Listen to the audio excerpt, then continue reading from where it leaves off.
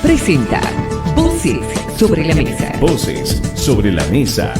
Estamos en total desacuerdo ante un modelo de sociedad que tiene como uno de sus principios estructurales la desigualdad y discriminación. Ahorita un niño de 5 años le das un teléfono, pues se queda en el teléfono. O sea, antes los niños aprendían más. Diálogo abierto sobre distintos temas de la realidad latinoamericana, caribeña y mundial. Voces sobre la Mesa.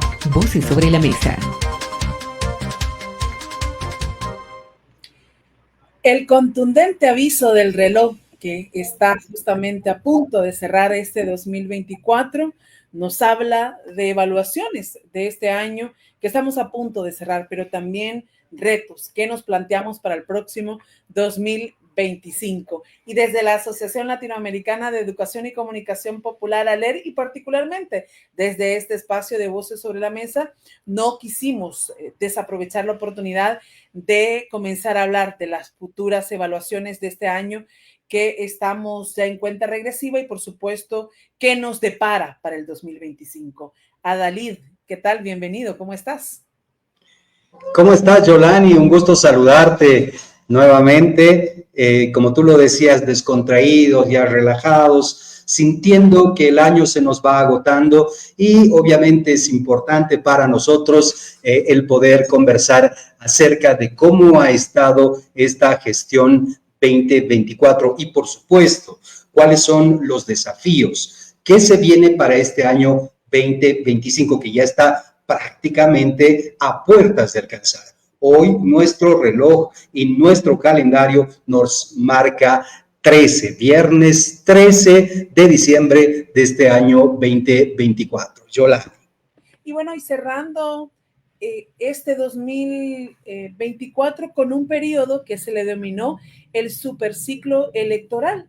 Desde el 2021 y hasta el cierre de este 2024, hemos visto cuántos procesos electorales, hemos visto también cambios de líneas políticas, de apuesta que hay en los distintos países. Y queremos echar una mirada a Dalid, sabiendo que quisiéramos que mucho de ese análisis, que no es positivo, no fuera así, y que la ciudadanía, por ejemplo, tuviera la oportunidad de contar con democracias fortalecidas, con instituciones que respondan a garantizar derechos humanos. Pero hoy por hoy no es así, por ejemplo. Y es lo que te decía, a partir, por ejemplo, de ese 2021, que se abre todo este ciclo electoral, cierra con unas elecciones en Estados Unidos que, bueno, yo creo que hizo que se concretara el temor que teníamos muchos latinoamericanos y latinoamericanas. La presencia de un gobierno tan duro, con anuncios de deportaciones masivas, de mayor presencia de la Guardia Nacional en Estados Unidos por parte del presidente Donald Trump. Creo que también nos hace despertar.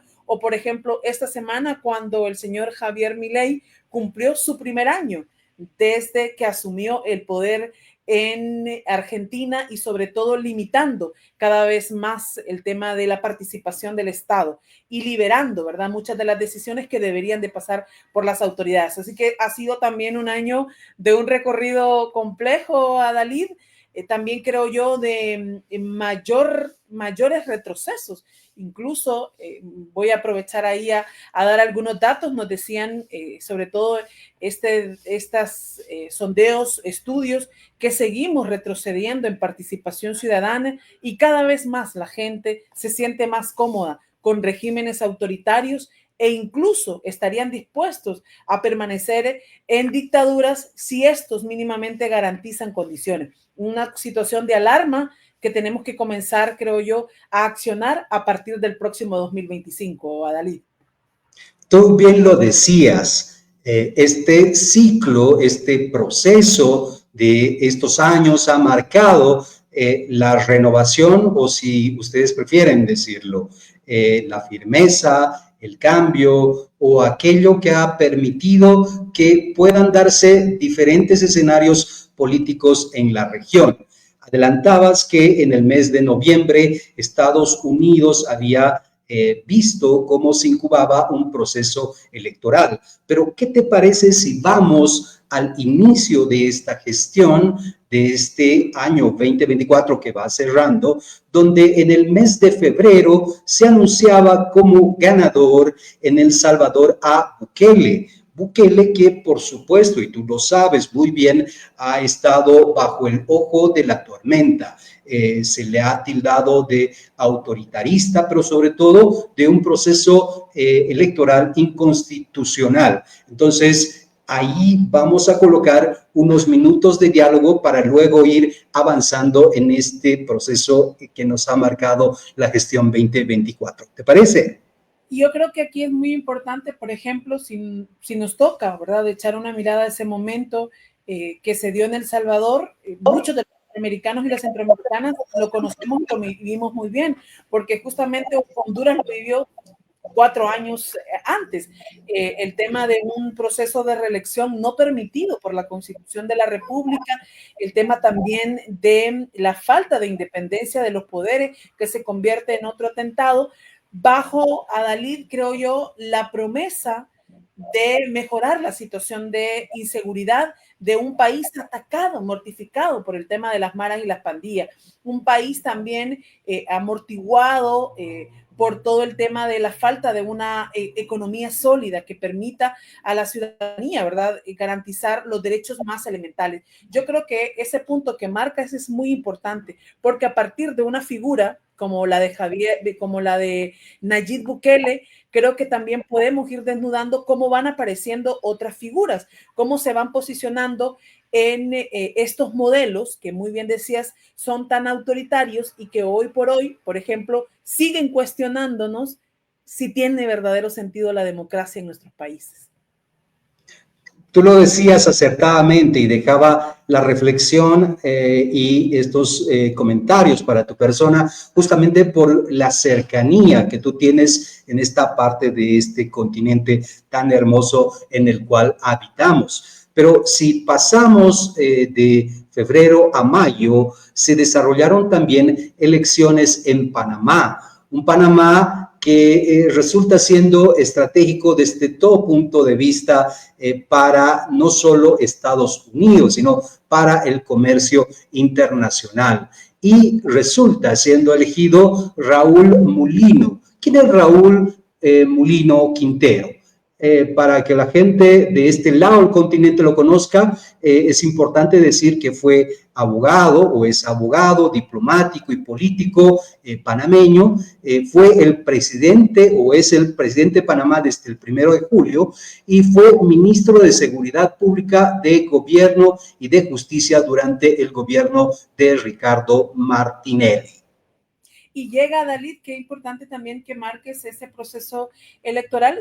Fue José Raúl Mulino, el Delfín, por ejemplo, como muy bien decías, este político muy reconocido en Panamá, llegó también, al igual que Nayib Bukele, con un discurso muy fuerte. En el caso de Mulino, en torno a la migración. Sabemos que Panamá se ha convertido en un punto estratégico de esa migración que viene desde el sur, pasa por Centroamérica y busca mejores oportunidades hacia el norte. Pues un discurso, ¿verdad?, incluso de cierre de una frontera natural como la selva del Darién, un discurso discriminador para aquellas poblaciones que van en tránsito y que desde ya también nos iba diciendo cómo es que se podía esperar esa política migratoria más del norte, que ya la estamos ya sintiendo con algunos anuncios que se están haciendo desde los Estados Unidos. Así que también creo yo que estas elecciones en Panamá y cómo se refuerza esa derecha en estos países dan elementos de cómo fue este año 2024 y por dónde podrían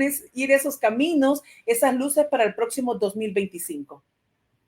El año pasado tuve la oportunidad de estar en México, poder observar, por ejemplo, que a una determinada hora de la mañana teníamos a un presidente AMLO que durante todo un tiempo se destinaba para hablar con los periodistas, con la población y poder informar lo que acontecía dentro del país. Justamente este año se desarrolló el proceso electoral en México, para ser precisos, en el mes de junio.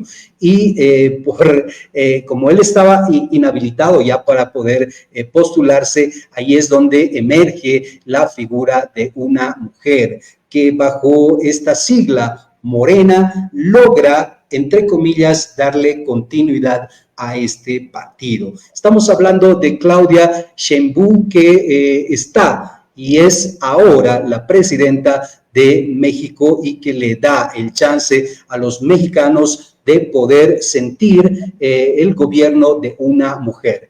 La pregunta para ti, Yolani, ¿cómo percibes tú este gobierno? ¿Será la renovación lo que los mexicanos, pero sobre todo las mexicanas esperan? Y tú, como mujer, si te logras identificar con ella.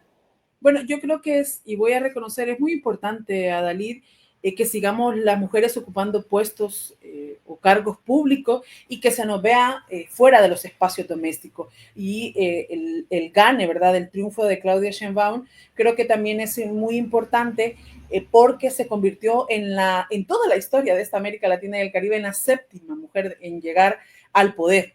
Un dato muy interesante, la primera mujer mexicana. Sigue mucho la línea del señor Andrés Manuel López Obrador. Muchos incluso dijeron que fue la ungida por este presidente, que también es importante decir que ha sido de los mandatarios que sale del poder con un alto nivel de popularidad. Eso lo mantuvo el señor López Obrador a lo largo del sexenio. Pero bueno, yo sí creo que de fondo hay algunos programas sociales que creo yo los va a continuar de parte de la nueva presidenta que inició López Obrador y que van a continuar en esta administración. Sí hay como algunos, creo yo, signos de alerta o alarma de algunas situaciones que se puedan estar presentando, por ejemplo, en México.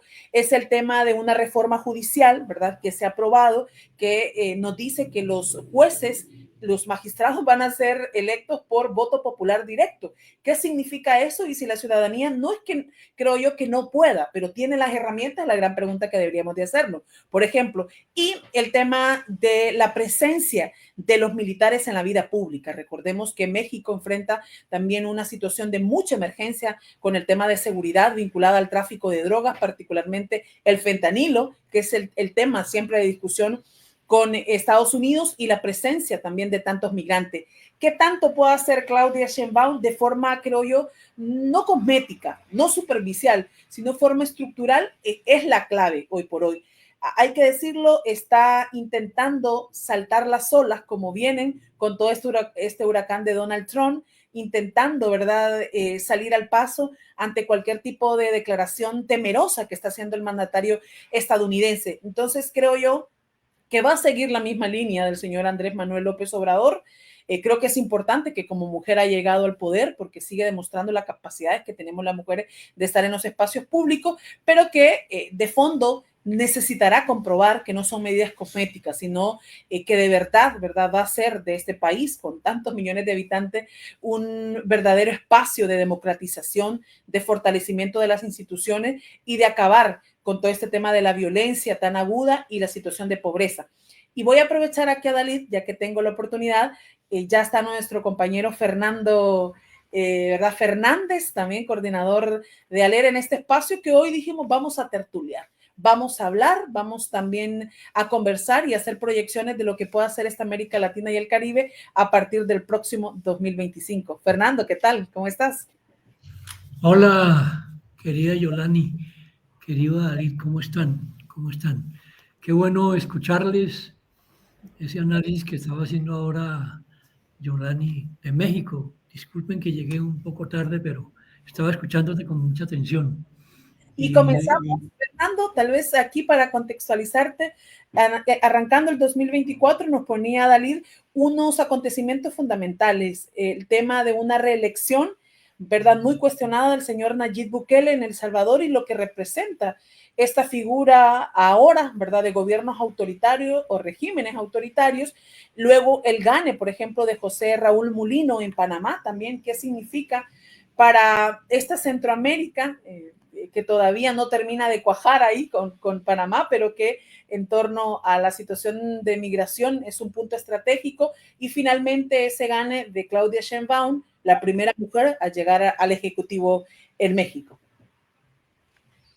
Efectivamente, tú acertadamente lo resumías, Yolani, y aprovechando que está Fernando dentro de esta sala para poder conversar con nosotros. Vamos a proseguir en esta dinámica y vamos a aprovechar que Fernando en este instante habita en el Ecuador y vamos a hablar de un país vecino que justamente es Venezuela. Hemos visto lo que ha pasado en febrero, en mayo, en junio, ahora en octubre. ¿Qué pasó en Venezuela? Uno de los escenarios electorales más difíciles de poder definir por las características particulares que fueron involucrando a un mandatario que estuvo y está por más de 10 años ahí al frente del gobierno de Venezuela y con un cuestionamiento muy serio a la democracia y, por supuesto, el respeto a la votación popular. ¿Qué percepciones te deja este proceso electoral, Fernando? El proceso de Venezuela es complejo, o sea, yo no me atrevería a dar juicios radicales de valor. Lo que me parece que hay que tener en cuenta es lo que ha pasado en la historia de Venezuela desde que se dio el cambio con el gobierno del presidente Chávez. Es decir, ¿qué pasó en esos periodos del presidente Chávez, que fueron como 12 años, no tengo la cifra exacta? ¿Qué pasó en Venezuela? ¿Qué quiso cambiar el presidente Chávez? ¿Cómo lo hizo? ¿En qué condiciones recibió él al país de Venezuela? ¿Cuáles fueron las reacciones internacionales a la propuesta de gobierno que él intentó implementar? ¿Cómo recibió en esos primeros años la población venezolana los cambios que ese gobierno hizo? ¿Cuál fue la reacción internacional de los gobiernos del mundo?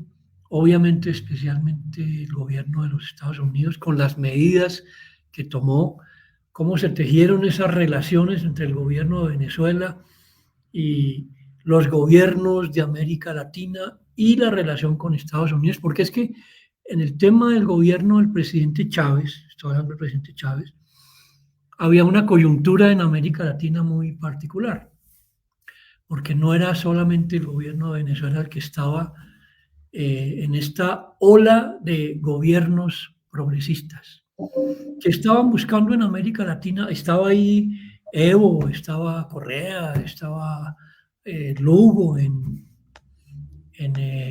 Paraguay, todo el fenómeno argentino, todo el fenómeno de Correa aquí en Ecuador. Entonces, yo siento que esto que está pasando hoy en Venezuela tiene esas conexiones. Cuando Chávez vive todo su tema de salud, muere Chávez, entra Maduro al poder con unas elecciones que fueron muy cuestionadas, porque pienso que ahí comienza lo que algunos llaman el desbarajuste de Venezuela. Y sin querer hacer una diferencia muy clara, obviamente esa historia marca el contexto en el cual se desarrollaron los periodos de gobierno de Maduro, con una gran oposición, una oposición que sabemos todo lo que hizo con el presidente, no recuerdo cómo se llama, el venezolano que salió y que fue el presidente venezolano. ¿Ustedes recuerdan cómo se llama? Yo no recuerdo ahorita cómo se llama. Bueno. ¿Enrique Capriles? No era Capriles, no era Capriles. Era el que salió, que estuvo un tiempo en Colombia, que con el presidente colombiano hicieron un gran concierto en la frontera y que él estuvo. Bueno, esos escenarios, no me acuerdo ahorita el presidente, la memoria debe ser ya la vejez que no le ayuda a uno a recordar los nombres, pero esa situación es la que ha ido conduciendo. Uno decía, bueno, a Maduro lo van a tumbar en estos 5 primeros años de gobierno, con todas las estrategias que Estados Unidos tiene para tumbar presidentes, apoyado por mucha gente. Uno decía, pues Maduro rapidito va a caer y montan ahí cualquier otra cosa, y no ha pasado.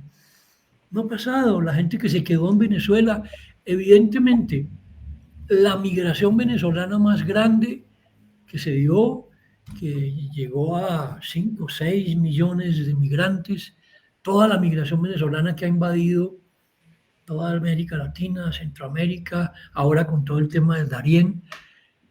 Y pasa ahora esto, que en julio de este año hay unas elecciones con muchas dudas, con una exigencia que le hicieron inclusive gobiernos amigos como Colombia y Brasil para que transparentara las actas, y eso generó una mirada complicada. Y ahora estamos en esto. En enero se va a posesionar, no sabemos cuál va a ser la reacción del mundo frente a eso. Entonces es complejo y uno habla con personas que están viviendo en Venezuela y hay versiones, o sea, hay versiones de personas que perciben que en Venezuela las cosas no son como la pintan, pero inclusive nosotros tuvimos como leer la percepción de compañeros de Fe y Alegría que nos describieron lo conflictivo que ha sido esta elección, y hay una expectativa grande, ¿no? La reacción de Maduro, por ejemplo, ahora fue convocar unas grandes elecciones en los municipios. Es muy complejo esto de Venezuela, pero esa es la realidad, me parece a mí. Sin lugar a dudas, Fernando, lo que tú dices es cierto, y la verdad que el contexto venezolano merece un análisis así de profundo, tocarlo, hurgar, ver la realidad, los contextos y analizarlo por todos los escenarios que se puedan. Pero sigamos avanzando. Más al sur se han desarrollado también elecciones en el Uruguay. Estamos hablando de un presidente electo que es Yamandu Orsi. Exactamente ese es el apellido del nuevo gobernante de Uruguay, pero que él tiene como desafíos puntuales cuáles. Por ejemplo, su principal desafío es la lucha o desarrollar un sistema de lucha contra el narcotráfico. Segundo, él debe en todo caso adaptarse o adaptar al gobierno al nuevo contexto mundial en el tema impositivo. Eso representa igual un desafío muy grande. Y un tercer y complicado panorama justamente tiene que ver con el generar un diálogo nacional para que las personas habitantes de ese país puedan jubilarse a partir de los 60 años. Les dejo el escenario, les dejo el contexto para que luego podamos pasar a Estados Unidos. Bueno, aquí, por ejemplo, en Centroamérica, seguramente Fernando, siempre el sur nos es tan alejado, ¿verdad? Penosamente, nuestra realidad próxima siempre es el norte, lo que se ha conocido, por ejemplo, desde Uruguay.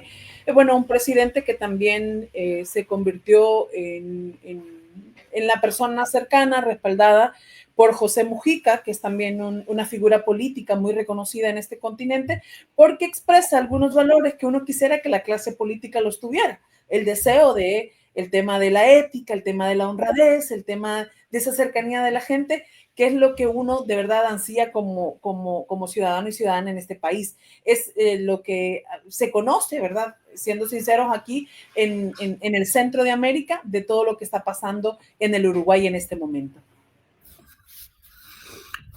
Sí, a ver, miren, yo frente al tema de Uruguay, pues lo que he sentido con estas elecciones es de alguna manera alegría, porque representa una continuidad de un personaje que, como dice Yolani, es un personaje que fue muy querido.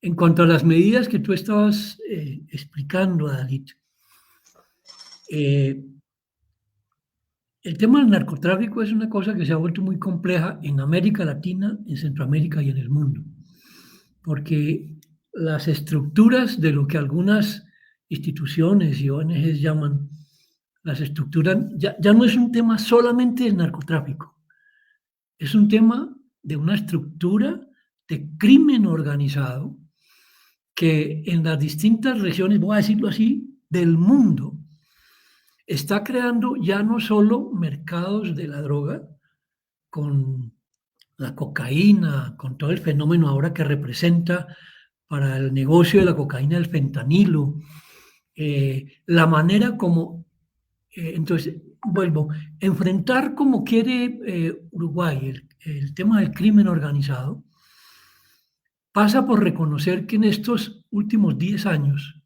porque aquí hay como, voy a decirlo así, hay como dos olas de gobiernos progresistas. Los gobiernos progresistas que nacieron con Chávez, Correa, Evo, los Kirchner en Uruguay, estaba en ese momento todo el fenómeno de El Salvador con la llegada al poder de Bukele, Nicaragua, que es todo un rollo, ¿me entiende?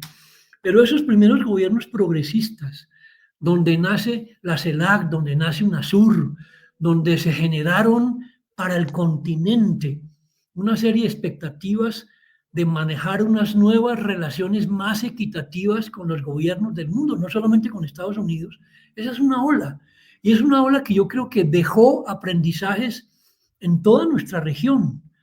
Incluyo a Centroamérica y Latinoamérica.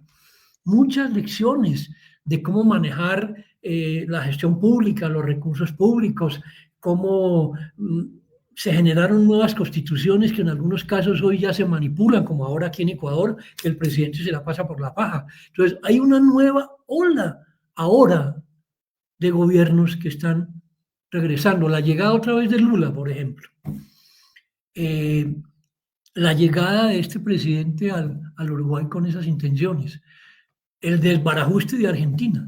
Y el fenómeno, que tengo que decirlo, que es un fenómeno que internamente en Colombia es muy significativo, que es la llegada de un presidente como Petro, que es el primer presidente de esas características que llega a un gobierno en Colombia. Después no de 50 años, sino de 250 años de que la oligarquía colombiana manejó el poder como lo manejó y nos llevó a que seamos casi el único país de América Latina que ha mantenido una guerra tan larga. Y los acuerdos de paz últimos le dan otro escenario. Pero hoy hay otro escenario. Entonces, ¿cuál era la realidad de fenómenos como el narcotráfico cuando estaban los primeros gobiernos progresistas? ¿Qué tipo de estructuras había en los países? ¿Hasta dónde el narcotráfico había llegado a permear la justicia, los políticos, los gobiernos? Eso hay un análisis por hacer, detallado, o sea. Pero hoy, esas estructuras del crimen organizado han permeado con muchísima más fuerza las instancias del Estado, las instancias. Ya hoy no puede decir uno, son algunos países donde se lava el dinero, porque no es cierto. El caso de Ecuador, en estos últimos 6 años se ha convertido primero en uno de los países que territorialmente lo ha ido controlando poco a poco, no las banditas de las cárceles, hacen parte de eso, pero no, lo ha ido controlando las estructuras del crimen organizado, que han permeado la justicia, que han permeado la Contraloría, que han permeado autoridades, en fin, es un tema complejo el del Ecuador. Perfecto. Y eso se ha dado en estos últimos 6 años. ¿Cómo era eso? Pues también hay que analizarlo con información. ¿Cómo es eso hoy en Bolivia? Adalid, tú tienes la palabra ahí. ¿Cómo es? Sí, justamente. ¿Cómo es en Centroamérica? Sin lugar a dudas me preocupa el hecho de que tenemos ya muy poco tiempo para ir cerrando este programa. Queda pendiente el tema de Estados Unidos, que lo puedes resumir de manera concreta, Yolani, y yo hago un pequeño comentario en un minuto. Este domingo en Bolivia se desarrollan las elecciones judiciales, lo que tú comentabas, Yolani, para poder elegir o seleccionar a las autoridades que van a gobernar el poder judicial dentro de nuestro territorio, con un antecedente, pero muy paupérrimo en anteriores ocasiones, simplemente. Eso en Bolivia, y bueno, adelante tú, Yolani, con el tema de Estados Unidos. Y ya más bien para cerrar con el compromiso, más bien que el primer programa del 2025 sea Estados Unidos. Creo que tiene que ser Estados Unidos con todos los anuncios que ha hecho el presidente Donald Trump, o como con figuras como Marco Rubio al frente de la política estadounidense en relación a América Latina y el Caribe y todos los conflictos que hay, ¿verdad?, en el resto del mundo. Él va a ser el titular del Departamento de Estado. ¿Qué nos va a venir para esta región? Pues yo creo que el compromiso de analizarlo. Adalid, ya porque el tiempo no nos da para más, creo que también el desafío es seguir organizándonos, seguir teniendo medios independientes fortalecidos para denunciar toda esta situación, poniendo a disposición son estos micrófonos, estos canales, estas imágenes a través de ALER, de nuestras radios comunitarias, de nuestras organizaciones, para denunciar cualquier injusticia que se dé en el mundo. Así que ya con el tiempo cortadito. Cortadito. 2025, lleno de muchos retos, sí, Fernando. Yo quisiera solo hacer una felicitación pública, compañeros y compañeras. Una felicitación a ti, Yolani, y a ti, Dalit. Desde ahí sí asumo la gorra de ALER.